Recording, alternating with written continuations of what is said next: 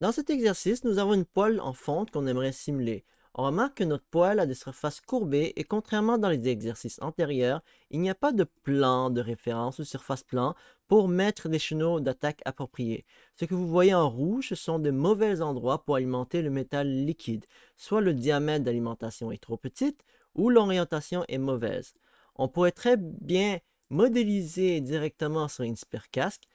Toutefois, en termes de modélisation, Inspercast n'est pas le meilleur logiciel pour faire ce travail-là. On pourrait utiliser d'autres logiciels comme CATIA par exemple, SolidWorks, Fusion 360, pour modéliser nos chenaux d'attaque, par la suite réimporter dans Inspercast. Donc avant d'aller dans un logiciel CAD pour la modélisation, voici deux exemples de production de poêles de fonte. Dans les deux cas, les chenaux d'attaque sont orientés sur les côtés. On va appliquer cette même méthode dans les prochaines minutes. Dans un logiciel CAD, voici ma poêle de départ et voici ma poêle modifiée. On peut voir ici un large chenot d'attaque qui a été modélisé sur le côté. Il y a aussi un bassin conique juste en bas. Son but, c'est de minimiser l'effet de turbulence lorsque le métal liquide rentre et change brusquement la direction.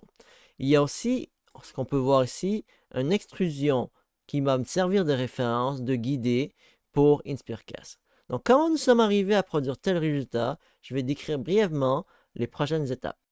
La première étape consiste à créer un plan décalé pour tracer une esquisse. Ici, un simple rectangle a été dessiné.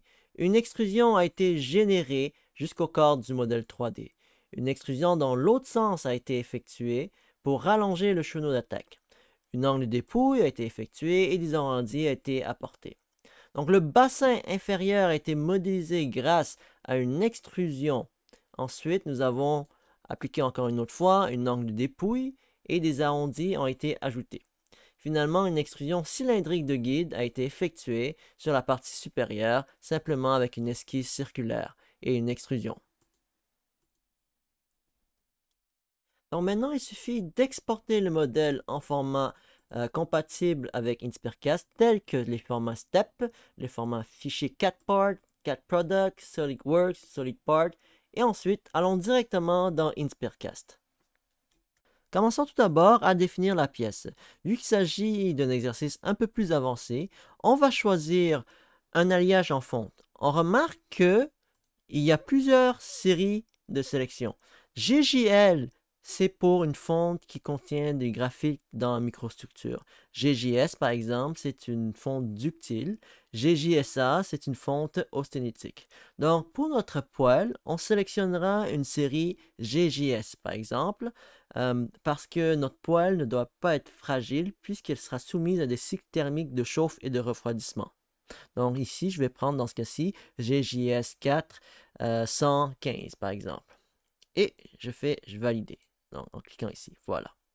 Donc je sélectionne ici ma direction de gravité. Je sélectionne ce symbole-là, G, pardon. Sélectionner une surface et on va réorienter la direction de gravité. Ici, on va essayer d'appliquer notre entonnoir de couplé en cliquant sur Gate, sélectionnant ensuite notre surface cylindrique de référence. Je vais essayer de maximiser le diamètre afin qu'il soit très similaire possible à notre cylindre extrudé. Dans ce cas-ci, je vais mettre 0,65 et dans ce cas-ci, je vais aussi essayer de étirer mon entonnoir coulé pour avoir une distance, une hauteur réalistique. Dans ce cas-ci, je vais essayer de l'augmenter à une distance de 10 cm environ. Voilà. Ensuite, je fais appliquer. Il suffit ensuite de définir notre noyau. Tout simplement, on va utiliser la fonctionnalité Core. Ensuite, double-cliquer sur la surface en contact du noyau. Par la suite, on sélectionnera notre moule en cliquant sur Mold. Une variété de sable sera proposée, green sand ou sable de silico-argileux, des sables de silice, des sables de zirconium et d'autres variétés sont aussi possibles. Pour l'exemple, utilisons green sand. La température du moule est de 293 Kelvin ou 20 degrés C. Finalement, nous allons valider le procédé de coulée par gravité. Donc, vous aurez plusieurs options, soit par remplissage en termes de temps, la hauteur de coulée, la quantité de matière que ça va verser. Pour l'instant, contentons-nous de filling time. Généralement, vous ne voulez pas que cette valeur soit trop élevée, car le métal liquide va se refroidir et ne va pas remplir finalement le moule. Dans ce cas-ci, faisons deux scénarios. Le premier scénario, mettons par exemple 1,9 secondes. On va faire sélectionner. Et ensuite, dans le bouton Run Analysis, vous pouvez par exemple choisir votre taille, maillage d'éléments. Donc, si vous voulez plus précis, vous réduisez la valeur. Si vous souhaitez plus rapide, vous augmentez. Mais généralement, dans Inspirecast, il y a des valeurs préconfigurées déjà, faster, medium, average, etc. Donc, quand vous êtes satisfait, il suffit de cliquer sur Run.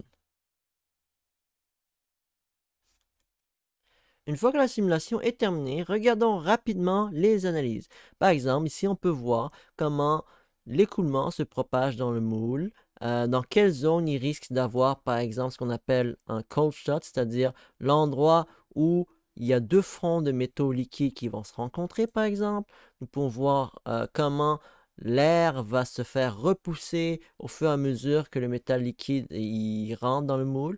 Donc, compte tenu que notre sable silico-argileux au green sand est vraiment poreux, c'est dans cette zone-là, à travers ces membranes qui vont s'évacuer, par exemple. Nous pouvons aussi regarder du côté de la solidification, par exemple, comment la température s'évolue, quel est le type de microporosité, la porosité. Euh, Dans un deuxième scénario, si nous avons pris 10 secondes à remplir le moule et qu'on procède à rouler la simulation, vous allez recevoir par exemple un message d'erreur disant que il y a solidification avant que la coulée puisse être terminée. Donc, c'est pour ça qu'il est important de ne pas trop prendre une valeur excessive, surtout par exemple pour les alliages d'aluminium où le refroidissement se fait dans les premières secondes. Donc, voici une vidéo qui vous montre, par exemple, comment utiliser les paramètres avancés avec d'autres logiciels 3D en complémentaire pour réaliser une simulation